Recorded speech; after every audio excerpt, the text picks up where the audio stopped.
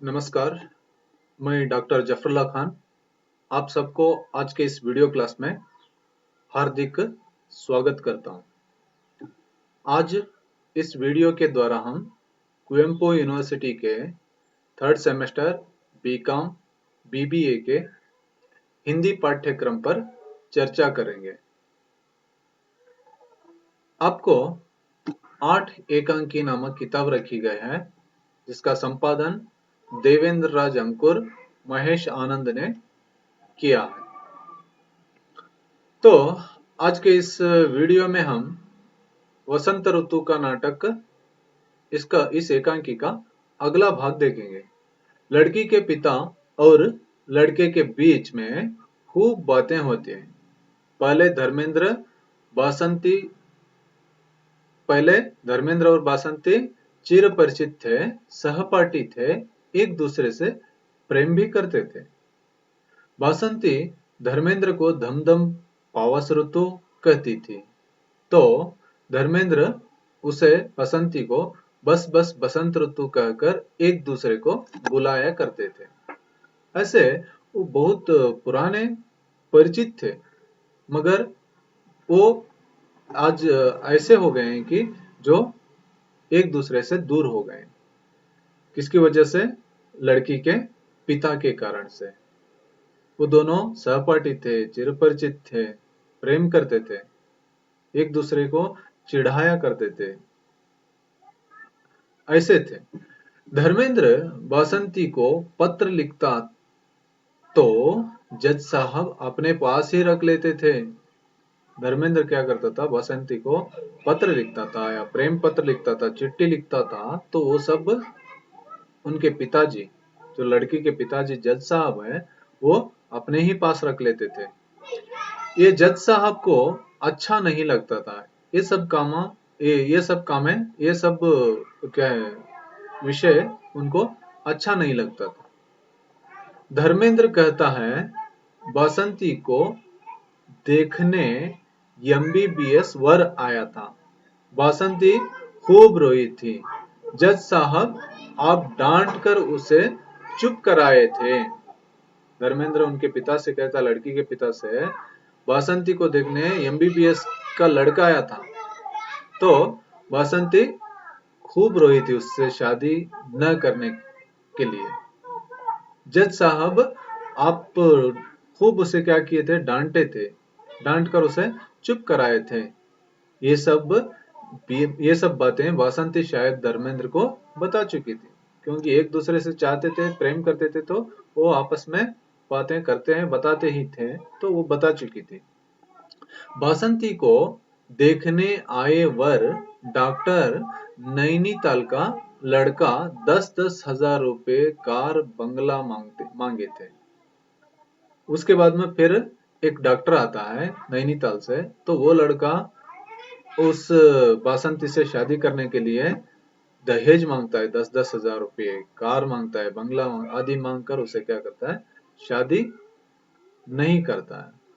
तो ये सब घटनाएं वो बताता है लड़की के पिता से। तो जब भी दूसरा वर देखने आता था, तो वासंती खूब रो पड़ती थी।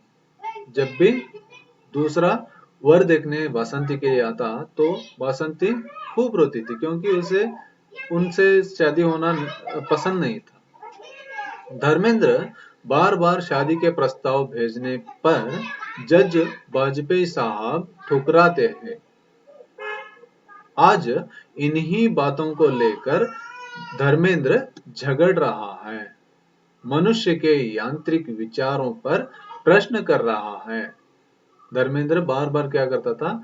जब भी शादी रिजेक्ट हो जाती, तो वो जाता था, फिर प्रस्ताव रखता था शादी के लिए, मगर वो ठुकरा देते थे।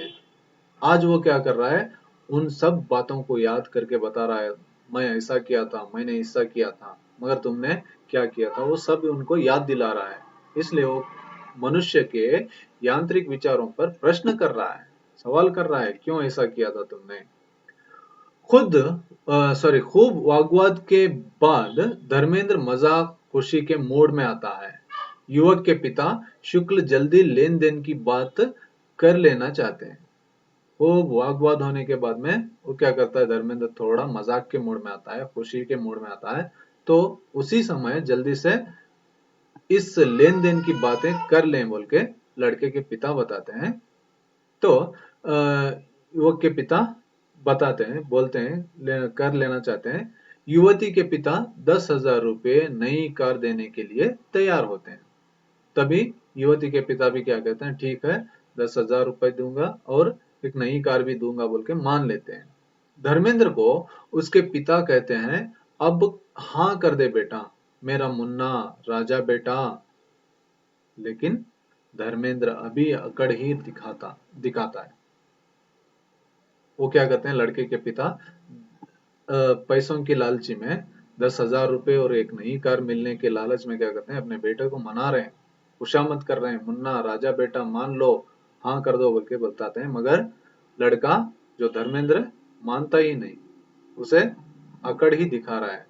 तो धर्मेंद्र कहता है, खूब होश में है, मुझे जहां व्यक्ति का मूल्य नहीं, इज्जत नहीं, वहां इस शादी का कोई मूल्य नहीं है। वो रिजेक्ट करने पर उनके पिता, क्या तुम होश खो दिए हो क्या बोल के पूछने पर वो नहीं कहता है, नहीं मैं खूब होश में हूं, मुझे व्यक्ति का मूल्य जहां नहीं है, इज्जत नहीं है, वहां इस शादी का कोई मूल्य ही नहीं है बोल के वो बताता है। फिर आगे क्या होता है देखेंगे। धर्मेंद्र न मानने पर दहेज के लालची पिता शुक्ल जी उस पर खूब क्रोधित होते हैं। धर्मेंद्र नहीं मानता है तो उनके पिता को गुस्सा आ जाता है, खूब उस पर क्रोध व्यक्त करते हैं। इतने में वाजपेयी शुक्ल जी धर्मेंद्र घर जाने के लिए तैयार होते हैं। तो उसी समय कहीं छुपकर बैठा एक आदमी जो नाटककार है, इनके सभी बातों को सुना रहता है। वो अब जोर से हंस पड़ता है। इन सब की बातें खत्म होने के बाद में जब घर जाने के लिए तैयार होते हैं, तो इन सब की बातें सुना हुआ एक नाटककार रचनाकार क्या करता है, इनकी बातों को सुनकर हंस पड़ता है जोर से। तो वो जब उनको हंसने के बाद में वो नजर आते हैं, तो धर्मेंद्र अपने प्रेम विषय दहेज की चर्चा के बारे में न लिखने न प्रचार करने की विनती करते हैं। वो उस व्यक्ति से जो जोर से हंसा ना, उस व्यक्ति से वो कहते हैं कि इस प्रेम विषय को, दहेज की चर्चा को आप कहीं अपनी रचना में मत बताना, मत लिखना बोल के विनती करते हैं। तो आदमी धर्मेंद्र को उस लड़की से शादी कर लेने के लिए कहता है। धर्मेंद्र गुस्से में वहां से चला जाता है। वो आदमी भी क्या करता है, सिफारिश करता है, देखो उस लड़की से तुम शादी करो, अच्छी है बोल के सिफारिश करता है। मगर वो गुस्से से वहां से धर्मेंद्र चला जाता है। फिर आगे देखते हैं, नाटककार जो कहानी सुना था उसे नाटक के रूप में लिखकर एक दिन थिएटर में प्रस्तुत करता है।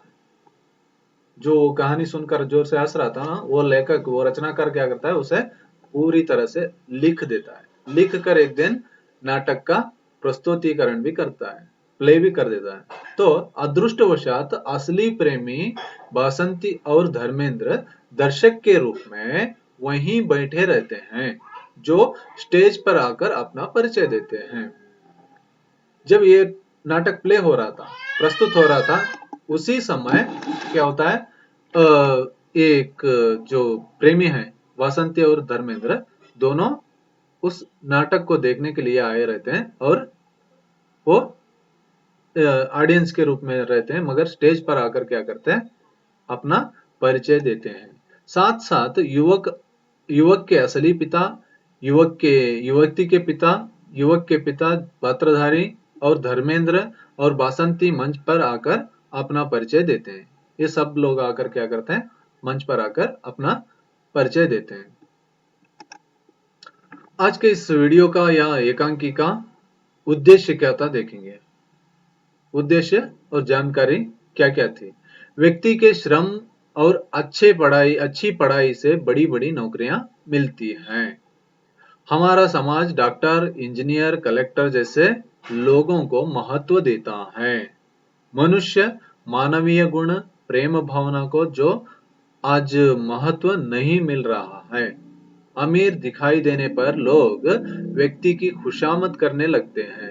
यही बताना लेखक का उद्देश्य है और यही जानकारी हम सब पाठकों को, आप सबको इसकी जानकारी आज इस वीडियो के द्वारा हम पा लेते हैं, मिलती है।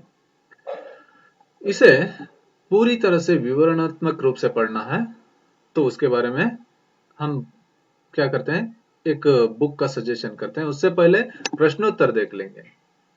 प्रश्नोत्तर भाग है, धर्मेंद्र किससे प्रेम करता है? धर्मेंद्र किससे प्रेम करता है? विकल्प हैं उमा, प्रेमा, बासंती, यशोदा। इन विकल्पों में से उत्तर क्या है? उत्तर है क बासंती। उत्तर बासंती। दूसरा प्रश्न है, लड़के के पिता का नाम क्या है?